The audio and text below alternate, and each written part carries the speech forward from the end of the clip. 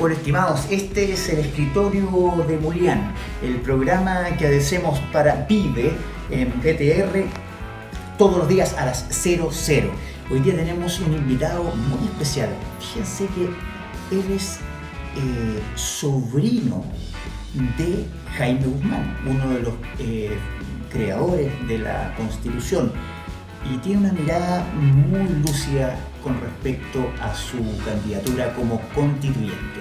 Así que no se lo pierdan, quédense ahí. Ya viene Francisco Moreno, candidato a ser constituyente.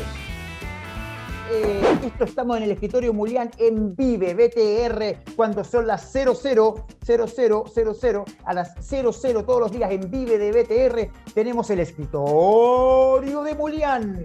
Tenemos candidato constituyentes, tenemos candidato a alcaldes, tenemos alcalde en ejercicio, candidatos presidenciales, y hoy día nos acompaña un candidato constituyente que por estar acá en este programa va a ganar.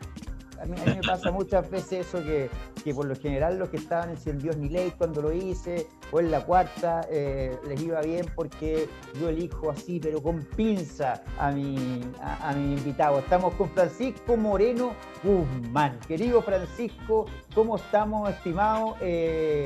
Bueno, ¿cómo estáis? Pues primero.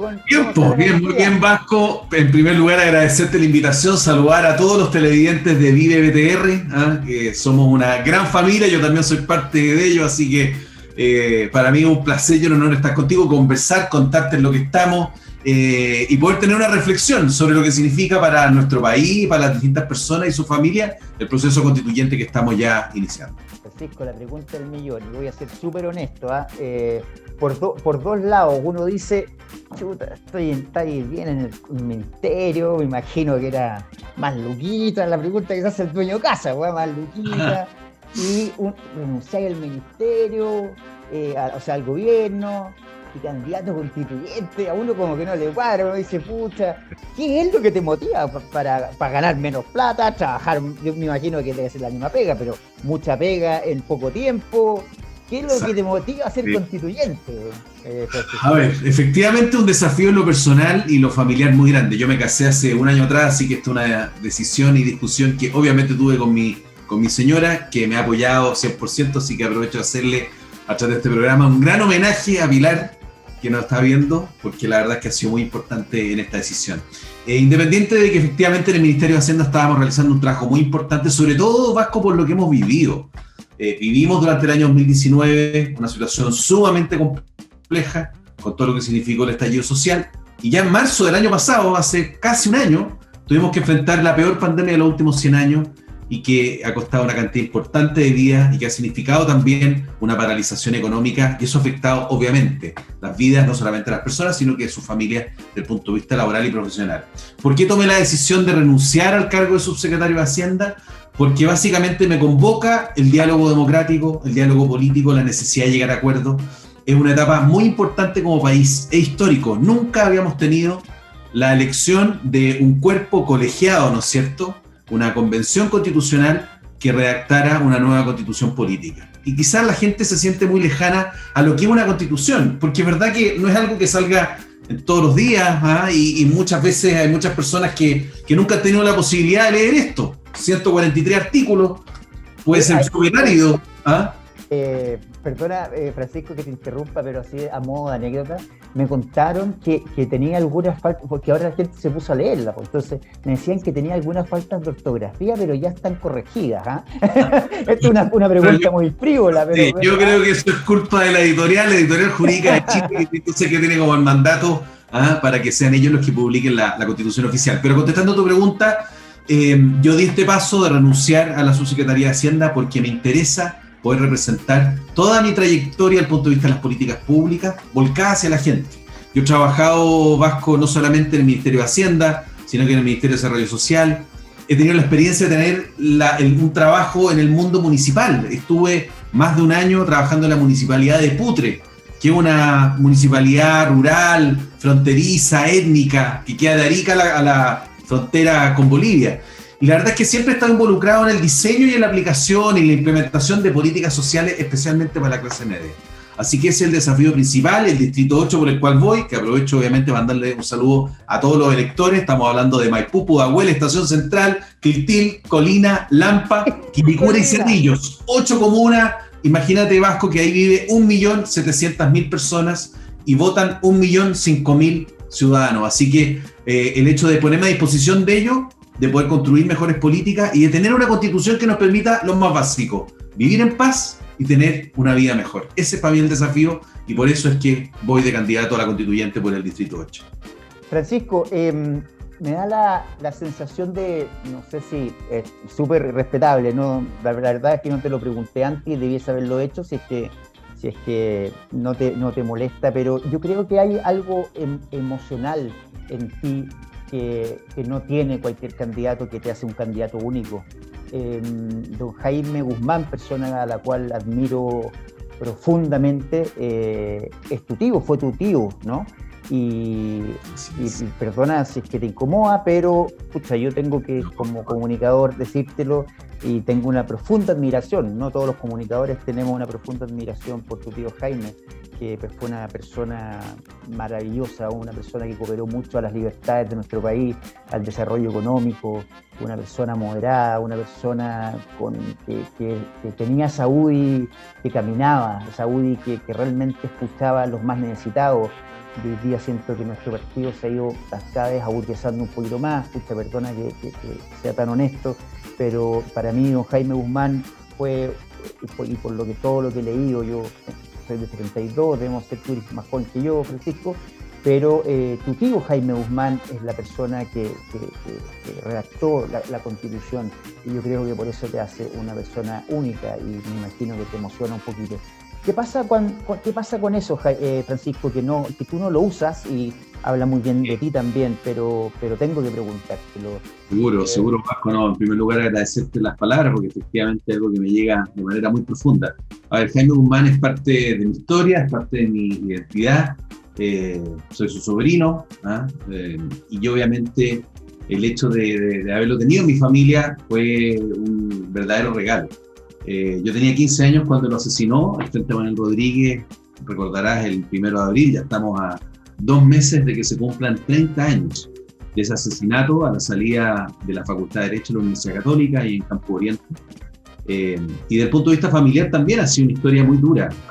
Durante estos 30 años hemos tratado de que se haga justicia y hoy día vemos a uno de sus asesinos directos, asesino material, ¿no es cierto?, autor material del crimen, que está protegido por el gobierno francés, vive en París, Palma Salamanca, ni más ni menos.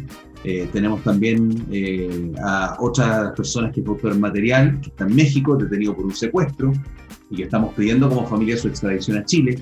Y también tenemos la situación de, por ejemplo, Galvarino Pablaza, que fue uno de los autores intelectuales, y que ya hace más de 10 años que está con la protección del gobierno argentino, a pesar de que la Corte Suprema Argentina aprobó la extradición que estaba pidiendo la Corte Suprema de Chile. Hace algunos días atrás estuvo acá el presidente argentino, Alberto Fernández, y la verdad es que fue muy doloroso verlo en una entrevista en Canal 13 diciendo que él no podía hacer nada por la extradición de Galvarino Pablaza. Y nosotros como familia sabemos que eso es mentira, derechamente.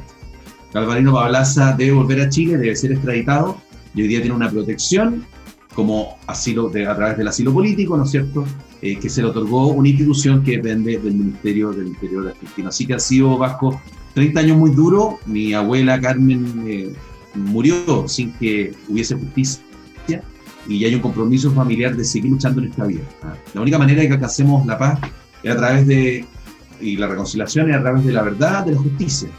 Y cuando haya verdad y haya justicia, en este caso y en muchos otros, de los que somos víctimas de la violencia política y los que han sido víctimas de la violencia política, vamos a ser capaces el día de mañana de reconciliarnos como país. Bueno, Francisco, hicimos un paréntesis muy emocional. Me encanta que tengas porque al final del día, bueno, la pregunta del millón, hay algo de eso también que te motiva a ser constituyente, ¿no? Sin duda, sí. Mira, de partida Jaime Guzmán es un aporte muy importante en el proceso de recuperación de la democracia en nuestro país. Yo siempre digo que faltan años todavía para valorar cuál fue su rol, ¿no? Estamos muy contaminados por una izquierda que le da una interpretación desde el eslogan, desde la consigna, y ahí no se ha podido avanzar. Y lo que pretendió Jaime Guzmán, junto con otras personas, porque acá siempre se comete un error de decir, esta es la constitución de Jaime Guzmán.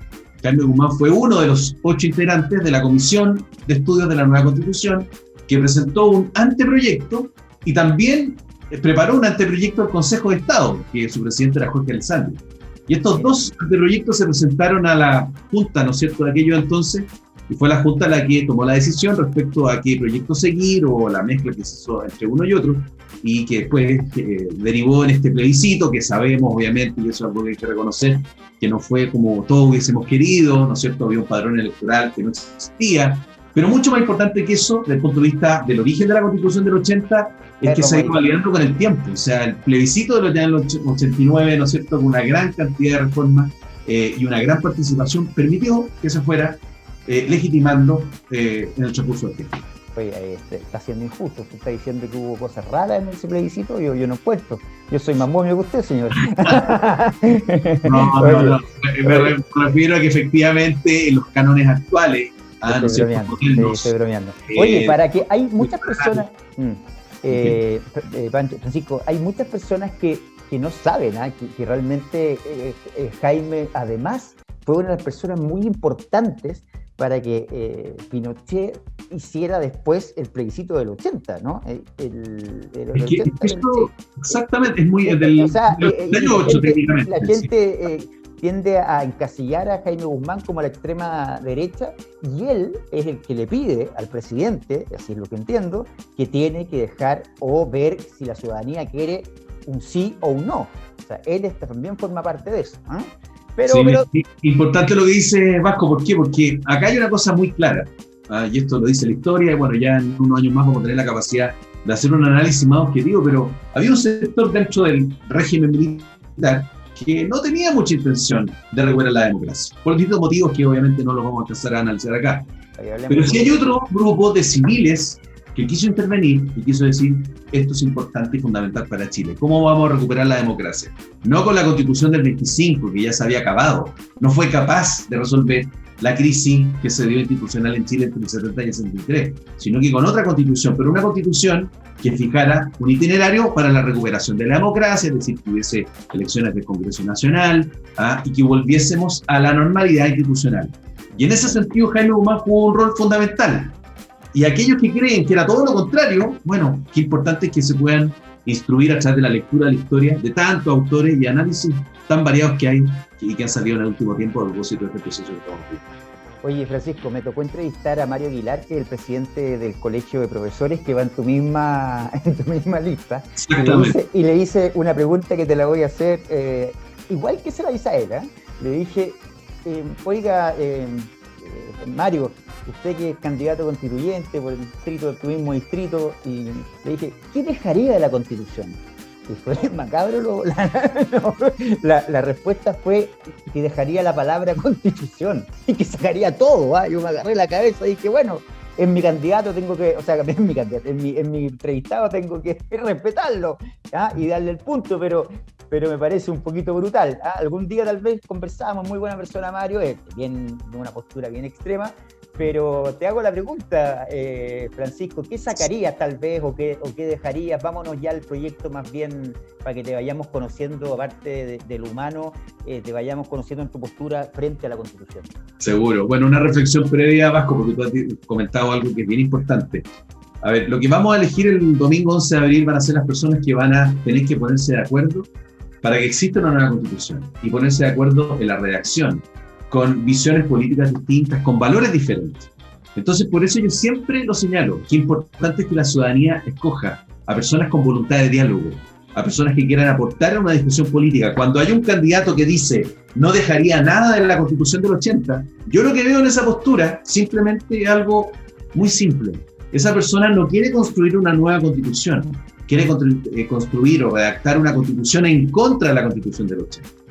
No podemos legarle a las próximas generaciones una Constitución que vaya en contra de la Constitución del 80, porque lo constitucional abarca finalmente toda nuestra tradición republicana. Nosotros la primera Constitución la tuvimos en 1812, hay algunos que en 1811 dicen, pero con el gobierno de Carrera, ¿no es cierto?, 1812, y desde ahí han habido 10 constituciones. ¿Cómo no vamos a poder recoger todo lo bueno, todo lo positivo que se ha construido, y especialmente en estos últimos 30 años? En ese sentido, mi postura, mi visión es que la Constitución del 80 ha hecho un gran aporte. Obviamente que yo soy también partidario de modificarla en muchos de sus elementos. Y eso lo digo específicamente porque necesitamos gobiernos que sean eficientes, que puedan desarrollar su programa de gobierno. ¿Y qué es lo que hemos visto en estos 3 años, ¿no es cierto?, desde que asumió el presidente Sebastián Piñera? Que lamentablemente hemos tenido un Congreso Nacional donde no hay mayoría del gobierno ni en la Cámara de Diputados ni en el Senado, y en la práctica ha torpedeado permanentemente las políticas del gobierno. La gran mayoría de las políticas del gobierno se presentan a través de proyectos de ley, para que las personas que nos están viendo acá en Vive BTR lo entiendan. Proyectos de ley que obviamente tienen que ser aprobados por la Cámara y por el Senado. Y en vez de ser un espacio de acuerdo, de unión, hemos visto todo lo contrario. Más de 8 o 9 acusaciones constitucionales. Se ha perdido un tiempo precioso desde el punto de vista del diseño de las políticas sociales que hoy día nosotros necesitamos. Y ante una crisis económica como la que estamos viviendo, después de un año de pandemia, con ese 1.100.000 personas que hoy día están sin trabajo y que sí lo tenían en enero del año 2020, es que tenemos que dirigir hacia ese grupo y a Chile en general nuestras políticas. Y en breve decirte lo siguiente: yo creo que es muy importante no solamente mantener, sino que mejorar la estructura de garantías constitucionales. Explícanos un poco en más simple, ¿qué son las garantías constitucionales? Yo entendería que una garantía constitucional es algo que no se puede modificar porque ya lo pensaron estos constituyentes, que son, ¿cuántos? Ayúdame, Francisco. Son 155, van a ser 155 los que vamos a elegir el personas, ¿no es cierto?, seres humanos de buena fe, van a construir esta constitución. Entiendo que la garantía constitucional significa que eso rija y no podamos hacer las cosas que han pasado últimamente con los 10%, legalizar el aborto, cosas muy potentes. Mira, súper interesante tu pregunta, Vasco, por lo siguiente. Primero, yo creo que es necesario poder explicar qué es lo que es una constitución. Y la constitución finalmente es el estatuto jurídico principal que tiene un país, y que lo organiza políticamente, pero también le establece cuáles son las barreras que tiene el Estado, ¿ah? De alguna otra manera, para que las personas no se vean vulneradas en sus derechos. Es decir, todo el poder que tiene el Estado está establecido en la Constitución, pero está normado, ¿ah? Y eso significa la práctica que nosotros conozcamos cuáles son nuestros derechos, nuestras atribuciones, nuestros deberes también, y conocer muy bien hasta dónde puede llegar el Estado, porque de lo contrario tendríamos, Vasco, un Estado omnímodo que nos pondría el pie encima cada vez que pusiera. Entonces, por eso es tan importante que los principios que existen desde el punto de vista de las garantías constitucionales, los derechos constitucionales, tales como la igualdad ante la ley, cosa que es absolutamente fundamental, que no hayan grupos privilegiados, considerar, por cierto, también el derecho a la vida y a la integridad física y psíquica, que está en nuestra Constitución. El derecho también que constituyen los derechos sociales, a la salud, a la educación. Creo y soy de los que considera que es necesario incorporar el derecho a la vivienda. Ahí viene la pregunta, ¿pero qué quiere decir esto? ¿Que vamos a incorporar todos y cada uno de los derechos sociales absolutamente omnímodos, sin ningún tipo de restricción? No, porque lo importante acá es que, considerando también la crisis que hay de confianza de la ciudadanía con el mundo político y público, es que nosotros seamos sumamente claros con ello. Es decir, existe un derecho a la vivienda, existe un derecho a la salud, pero que inmediatamente determinemos por ley, y eso lo va a tener que realizar el Congreso Nacional, cuáles son finalmente esas prestaciones en el caso de la salud, cuáles son esas garantías que se otorgan para el derecho a la vivienda. Tendrá algunas características especiales en función del determinado grupo, porque no podemos poner en la Constitución que se garantiza el derecho a la vivienda de una casa habitación de 80 metros cuadrados. Eso no corresponde. La política de vivienda y de urbanismo tiene que estar fijada en la ley, porque la Constitución no es un programa de gobierno. La Constitución son las normas principales que nos rigen a todos y que determinan cuáles son las restricciones que tiene el Estado respecto a su poder. Entonces yo creo que es fundamental enfocarse en eso sin generar falsas expectativas. Y este es un tema muy sensible y que seguramente vamos a poder conversar en esta entrevista. Francisco, hazte un ranking rápido de las tres. Tus tres obsesiones, se podrían decir. Aquí no son obsesiones, son esas ganas. La obsesión tiene que ver con eso, con las ganas de que realmente eso ocurra. Los tres pilares, tal vez. Hay una modernización del Estado, estuve leyendo un poco tu...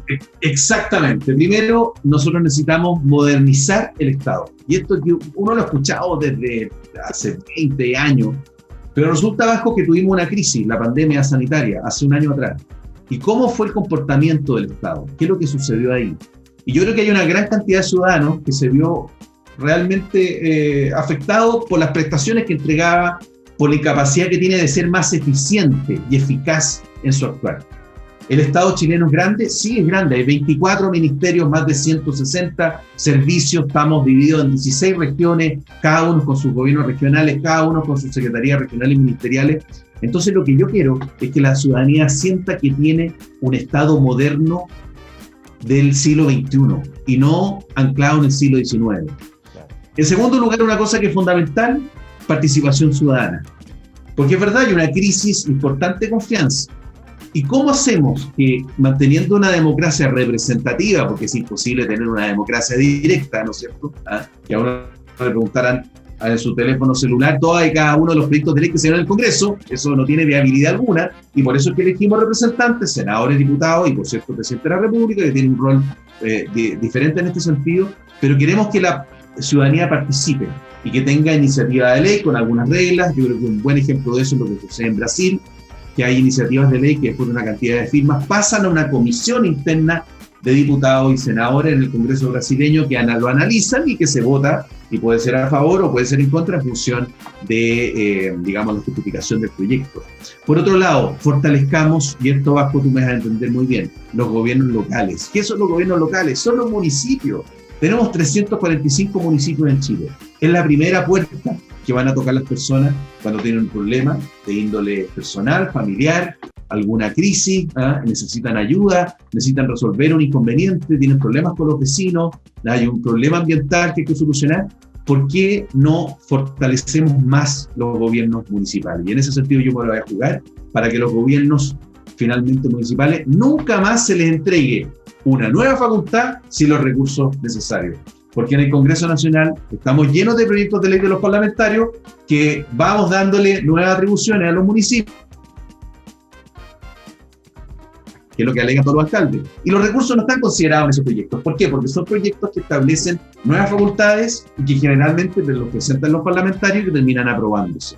Así que yo creo que es muy fundamental modernizar y seguir fortaleciendo a los gobiernos ciudadanos. Y por otro lado, la descentralización, que también lo he escuchado tantas veces, pero ahora estamos dando pasos muy importantes a este respecto. Y que también, Vasco, van a hacer una prueba. Vamos a elegir gobernadores regionales por primera vez. Y yo quiero ver, efectivamente, que sean capaces, con las atribuciones y facultades que se les han otorgado, que sean eficientes en su cometido, que tengan la capacidad de fiscalizar los distintos servicios públicos, que se pongan finalmente en el papel y en los pantalones de la gente. Y ahí vamos a ver cómo vamos encaminando nuestro proceso de descentralización. La Constitución puede ayudar mucho en ese sentido y yo creo que nos puede ayudar a tener un Estado más moderno en beneficio de todos los ciudadanos. Francisco, hay una pregunta. Oye, llevamos 22 minutos, increíble cómo se nos ha pasado de rápido. Vamos a estar ahí todos los miércoles o jueves. Ahí vamos a tratar de esta vez hacer un grupito entretenido para conversar, ir pimponeando entre tres. Hoy día te quisimos conocer, quisimos saber más de tus propuestas, la parte más dura y todo. Y hay una pregunta que yo se la voy a hacer a todos los candidatos, que es una pregunta difícil, pero a la vez importante, que tiene que ver con cómo te vayas a financiar, Francisco. Cómo un chileno que nos está viendo, ¿no es cierto?, amigo de nosotros o no amigo de nosotros, que le guste tu forma de trabajar, que te haya visto lo bien que lo hiciste, para mi gusto, en el gobierno y te quiera ayudar. ¿Cómo se financia una campaña para que no empiecen los fantasmas de que vaya a aprobar no sé qué, una ley que la electricidad mata a los niños? A esta altura ya. Claro, cualquier cosa. Mira, es muy fácil. Han habido cambios importantes desde el punto de vista de las leyes que norman el financiamiento de las campañas políticas.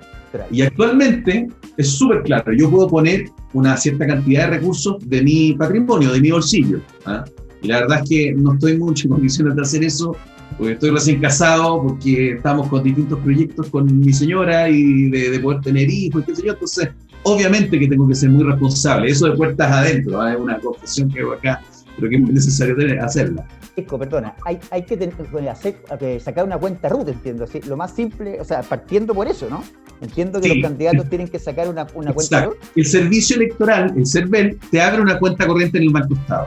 Y en la práctica, cualquier persona natural, ninguna empresa, ninguna asociación, nada, puede aportar a las campañas. Es cosa que se metan en aportes.cervel.cl. Estoy pasando un aviso, pero válido para todos los candidatos. Y la persona en cuestión va a ver que es súper sencillo y ahí uno busca o pone más bien el nombre del candidato que quiere apoyar y le puede transferir recursos a través de su cuenta corriente, a través de tarjetas de crédito, en fin, de débito también. Entonces hay un sistema que es muy amplio para que todas las personas que les interesa en lo público y que quieran aportar un candidato lo puedan hacer. ¿Hay un límite de recursos? Sí, hay un límite máximo. 180 millones, ¿no? Si mal no recuerdo, no, son 9 millones como máximo por candidato, que es una gran cantidad de recursos. Pero un máximo total de 53 millones de pesos si es que yo quiero apoyar a varios candidatos. Y por otro lado, hay un aporte que es, podríamos decir, no sé si secreto, pero sí sin dar a conocer quién es la persona que pone los recursos hasta 530, 550 mil pesos. Y de ahí para arriba, obviamente, información pública, cosa que lo encuentro muy positivo porque tiene que haber la mayor cantidad de transparencia posible. ¿Estoy equivocado o son 380 millones los que puede llegar a conseguir cada candidato? Eso, muy buena pregunta, Vasco, porque eso lo fija el servicio electoral de acuerdo al distrito. Y el distrito 8, en el cual yo soy candidato, y considerando que tiene 8 comunas y 2.700 kilómetros cuadrados, tiene un máximo total a gastar de una cifra millonaria, que son 468 millones de pesos. Obviamente yo dudo que cualquier candidato tenga la posibilidad de reunir esos recursos, ¿ah? Sí. Pero lo importante acá, más que el tema, y sobre todo ahora que está limitado los carteles que antes veíamos en la calle, en cada uno de los semáforos, es hacer una campaña muy ciudadana, no directa. Al final, no estamos contaminando nada. Uno va conquistando corazones, más, pues eso es. Si eso es, más que el afiche más grande, la foto mejor. No, uno tiene que ir haciendo contacto con las necesidades de las personas, que se genere un vínculo. Y en ese sentido, la credibilidad que uno puede tener como candidato es fundamental. Y esa es mi apuesta, y eso es lo que a mí me convoca y siento que es un desafío. Cómo poder generar puentes con la ciudadanía para que vuelvan a creer en su representante. Hoy estamos con Francisco Moreno, para los que han visto porque se vea todo el día, vamos a verla, ¿no es cierto?, en la mañana, en la tarde, en la noche, y a las 00 el estreno en Vive de BTR. Francisco Moreno Guzmán, ha sido una entrevista alucinante, se nos pasó la hora, para no editar nada, vamos a tener que cortar ahora. Nos vemos la próxima semana, Francisco, muchas gracias, te deseo mucha suerte, y hay varios conceptos que me dejaste, pero si algo aprendí hoy día, o que me corrobora hoy día, es que los votos están en el corazón, en este corazoncito. Al final, el que entra a la urna le pueden haber dicho 1000 cosas, ¿no es cierto? Yo me comprometo con usted a darle una tarjeta CMR, como he visto por ahí, o me comprometo con usted a 1000 cosas. Pero el que realmente actúa con amor y actúa con honestidad, es muy probable que sea candidato, o sea, que sea constituyente. Te deseo lo mejor, Francisco. Nos vemos la próxima semana. ¿Quieres decir algo que se nos haya ido? Bueno, primero en lugar agradecerte, saludar a todos los que nos están viendo a través de Vive BTR. Y tus redes sociales, esto también después lo puedes usar en tus redes, en todas las redes nos vamos a... Seguro. Y nuevamente, a propósito de lo que tú señalabas, yo siento que cada campaña política nos da una posibilidad de conectar con la ciudadanía, con sus problemas, con sus aspiraciones y sus anhelos. Nuevamente, los constituyentes que escojamos el 11 de abril tienen que ser personas con voluntad de diálogo, con disposición a llegar a acuerdos, no personas que estén parapetadas en sus trincheras, porque necesitamos proponerle a Chile una nueva constitución para los próximos 50 años. Bueno, estamos terminando este Zoom que hicimos con Francisco Moreno. Realmente, sin duda, el momento más emocionante es cuando recordamos a don Jaime Guzmán y el por qué él deja un cargo como tan importante en el gobierno para ser constituyente. Me encantó la entrevista, gracias Francisco, y espero que nos vean mañana a las 00. Gracias, Francisco. Esto fue el escritorio de Mulián.